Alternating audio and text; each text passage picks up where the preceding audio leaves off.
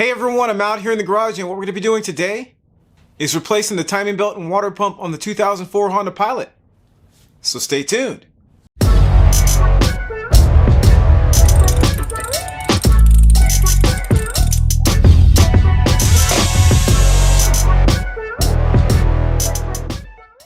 So if you're new to the channel, I just want to welcome you here and hopefully you'll consider subscribing if you like what you see.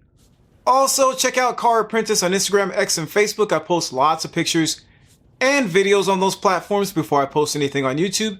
And occasionally I'll post things on those platforms I don't post on YouTube. Also, check out the website at carapprentice.com.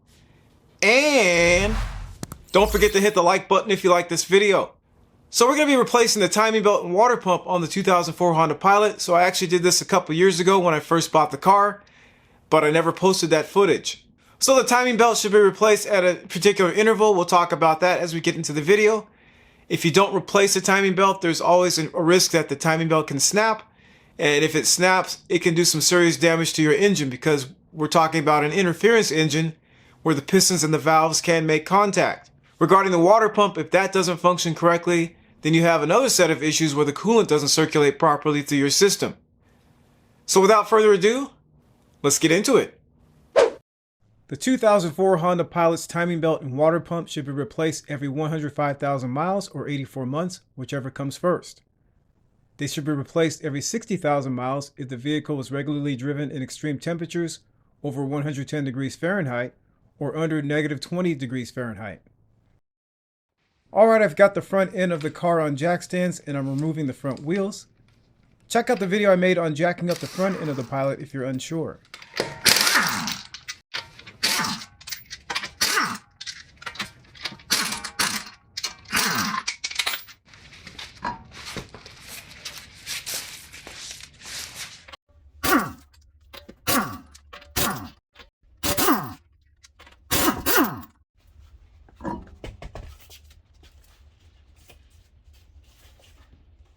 Next, I prop the hood open.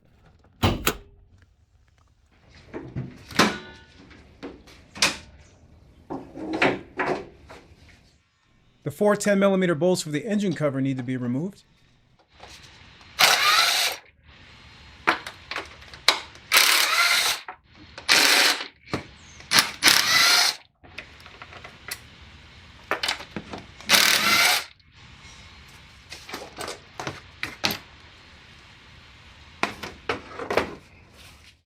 The plastic screws need to be turned to the 12 o'clock position to remove the front cover.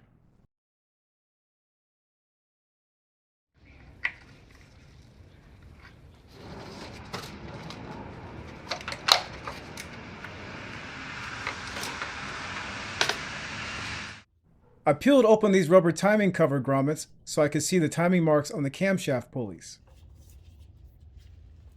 Next, I use a 19mm socket to turn the crankshaft and line up the timing marks.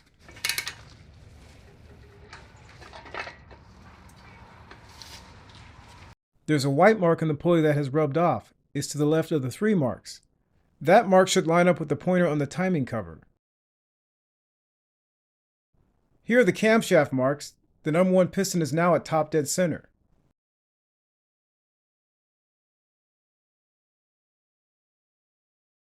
There are quite a few clips to undo to remove the splash shield.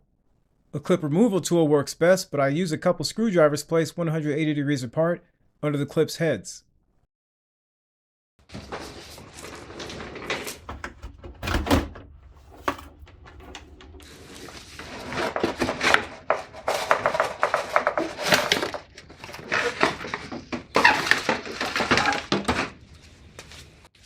The climate control must be turned to full hot so the coolant can be drained. But the climate control must be turned on first, which I didn't successfully demonstrate. The radiator cap was removed. Be sure the engine is cool beforehand.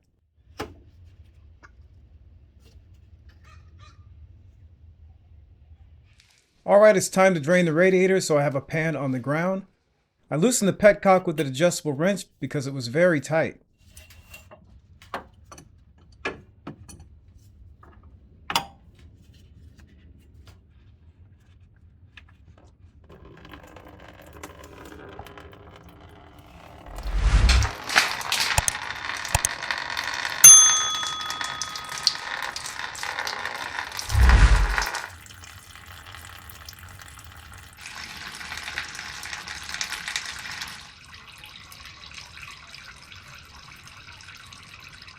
Once the radiator was finished draining, I closed the petcock.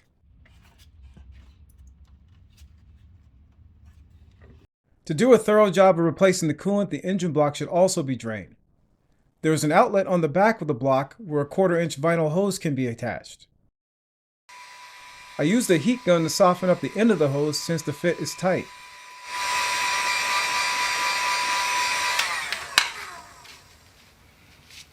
A 12mm socket on a ratchet was used to crack the drain loose. A box end wrench worked best to open the drain enough to allow coolant to flow out.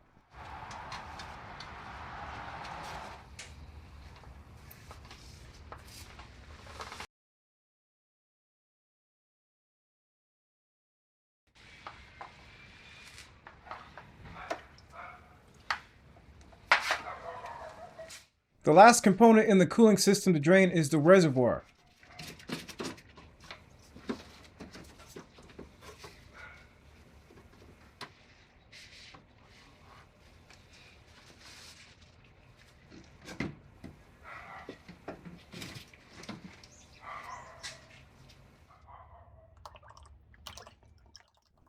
That's weird. I remember the previous owner mentioning something about the power steering fluid being low, so I'm guessing that power steering fluid was inadvertently poured into the reservoir.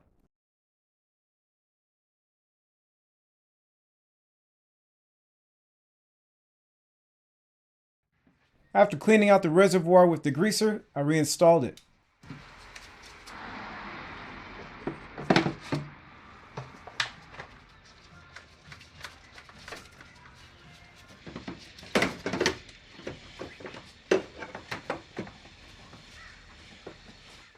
Next up is removing the serpentine belt.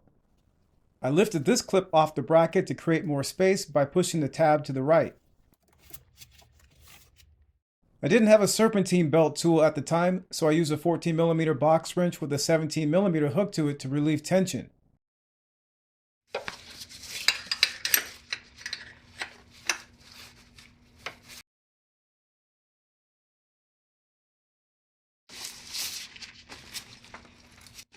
Then I peeled the belt off the pulleys.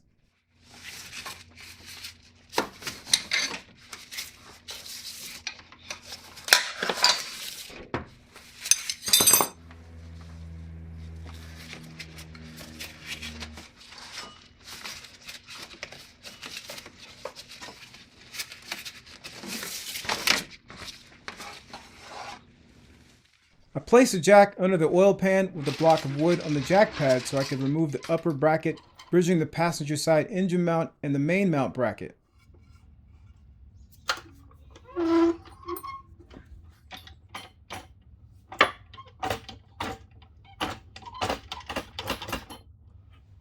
The mount's 17mm through bolt is then removed.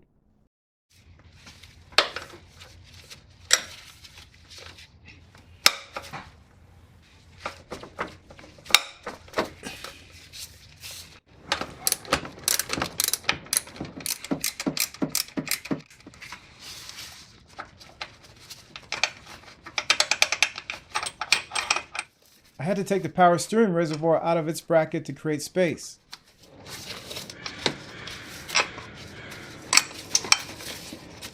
The upper bracket's 14mm bolts are then removed, followed by the bracket.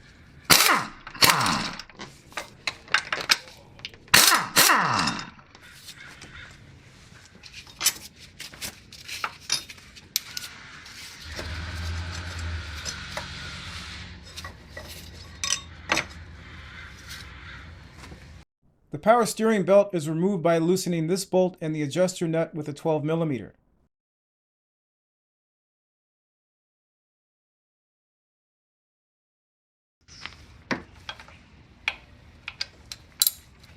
Deep socket, or socket with extension.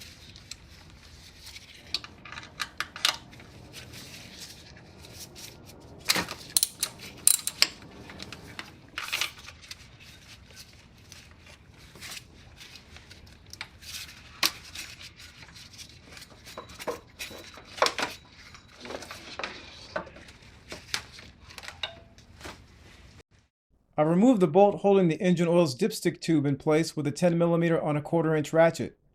Then I remove the dipstick and its tube.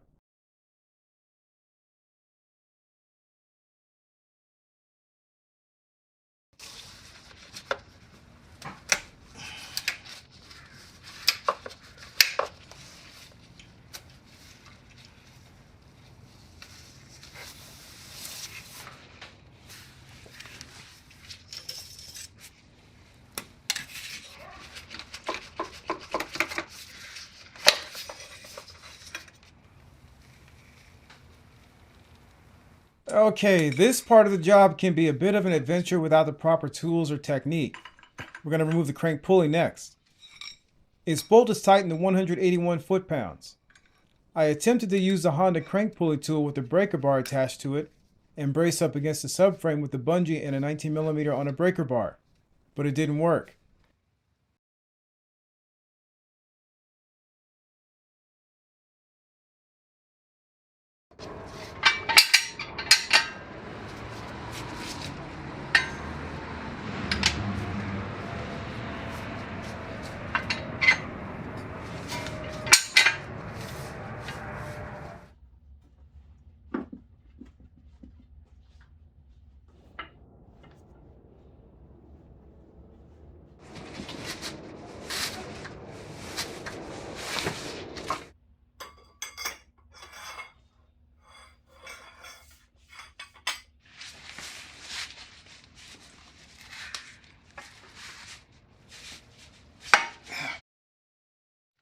I also tried a 19mm on an impact, but my impact isn't high torque.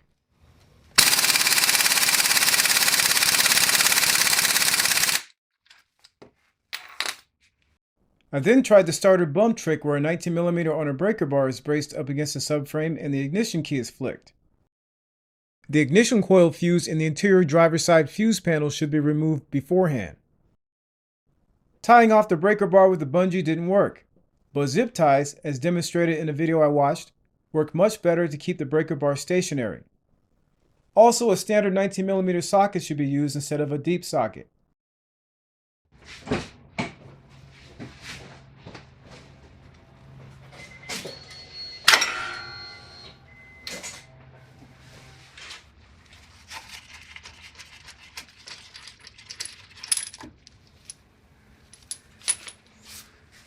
Here's an excerpt from the 2008 Acura MDX engine rebuild series, where I used a Lyle 77080 harmonic balancer socket to loosen the bolt with my mid-torque impact wrench.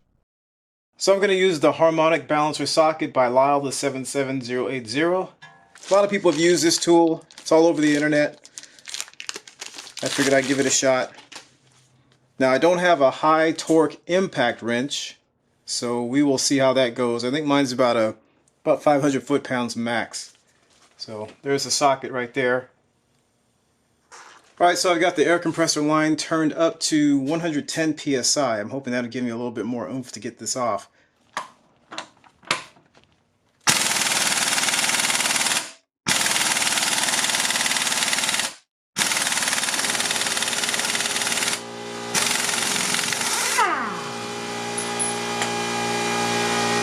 Alright, so I finally got it off with this old impact that I have, which goes up to about 500 foot-pounds of torque max. And so what seemed to work was hitting it real quick, then stopping, and then hitting it again. I think that probably adds a little bit of shock to the bolt, is what I'm guessing. So we got it off, and we'll proceed. After successfully loosening the bolt, I reinstalled it so I could line up the timing marks again. Then I removed it with the impact.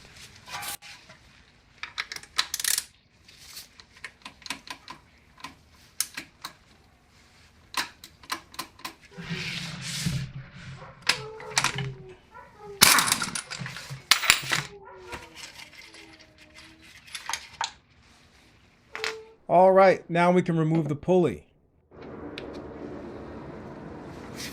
Next, I'm going to work on removing the plastic timing covers. This rubber holder needs to be detached so I can move the wiring harness out of the way.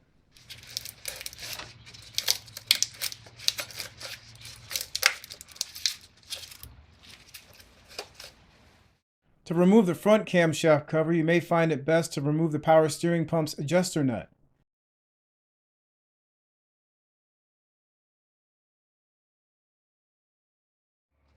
Next, we'll remove the 5 cover bolts with a 10mm.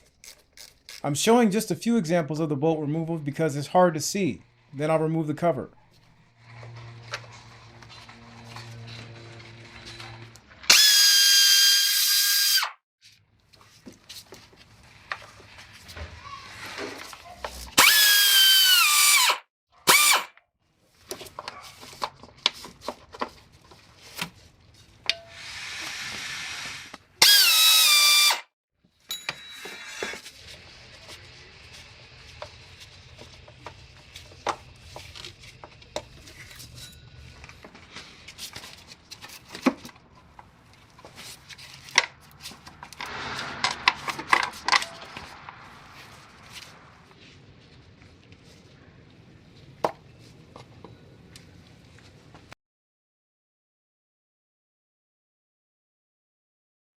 Alright, let's do the rear cover. I'm going to skip over removing the 5 bolts because it's hard to see.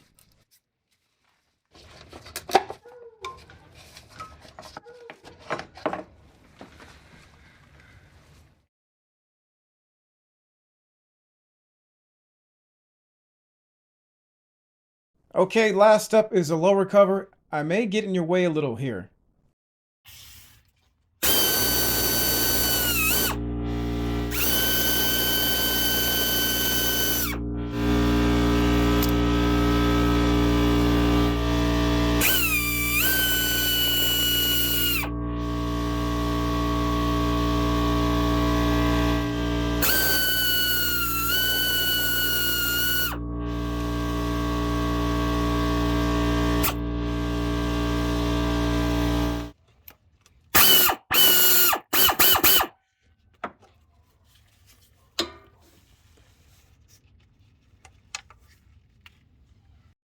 The lower cover's upper bolts are accessible from above. I'm not going to show the bolt removal because, again, it's tough to see. There are 7 bolts total to remove. I had a hard time removing the cover from below, so I unbolted the engine mount with a 14mm, then I pulled the cover out from above. You may have better success.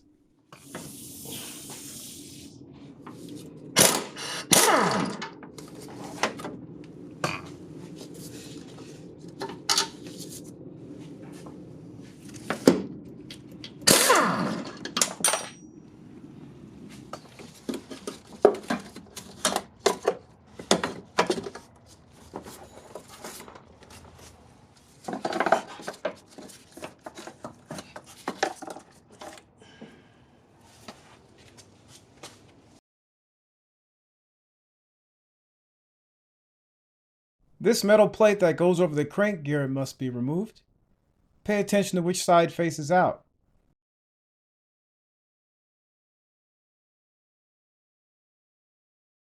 Okay, so this is the last opportunity to verify that the timing marks for the number 1 piston are at top dead center.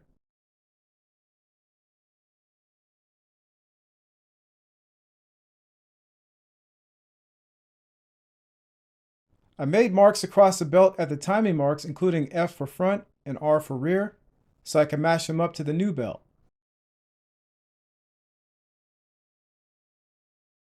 I also made a mark across the belt and the crank gear. Okay, so I'm grinding down the end of one of the pilot's battery hold down bolts to a conical shape with a Dremel so I can use it to keep the timing belt adjuster in place.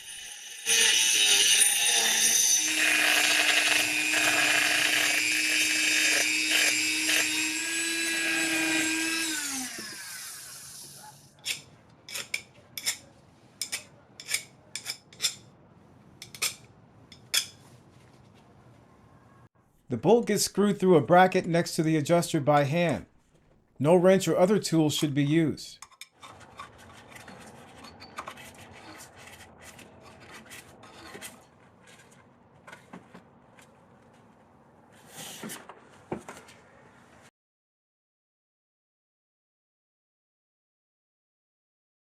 Next, I remove the larger engine mount brackets bolts with the 14mm.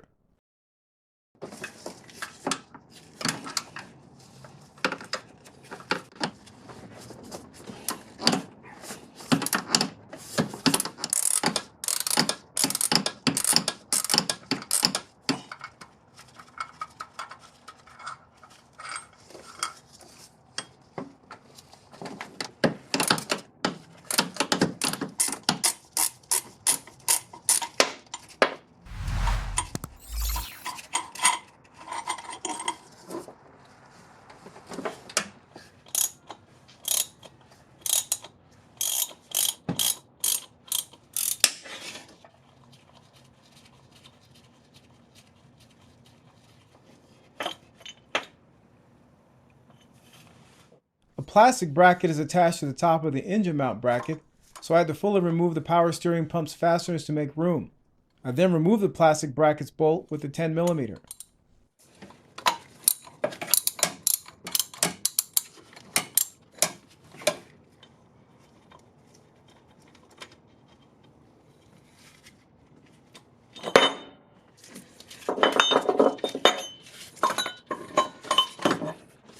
Alright, time to get the timing belt off. This pulley is hard to reach from above and below, so I use a 14mm box wrench and a 17mm hook to it to loosen it. It should be loosened 5 or 6 turns if the pulley isn't being replaced. Otherwise, the bolt can be removed. Note that there is red thread locker on this bolt.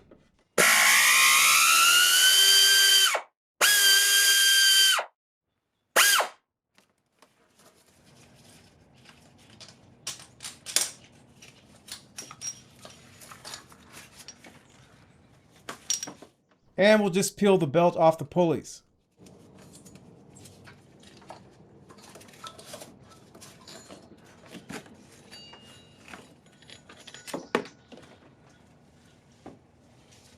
The two 10mm bolts for the tensioner need to be removed. I show a quick clip breaking one of the bolts loose, but access and visibility are minimal.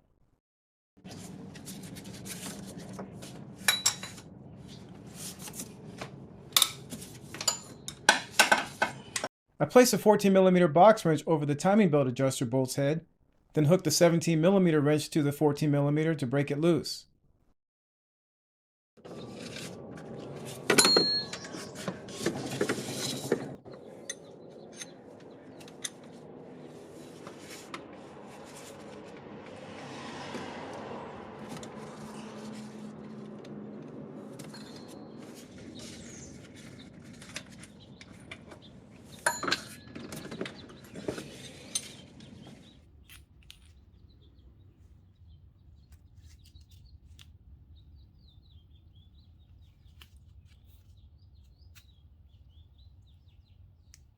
Next, we'll go after the water pump, which is held on by 5 10mm bolts.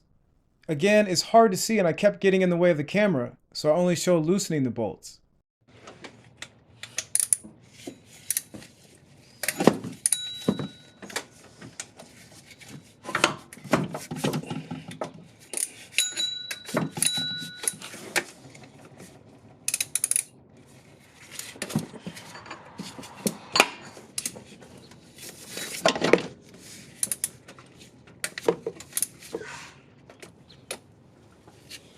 I placed a pan on the ground to capture coolant, then I pried the water pump off the engine block.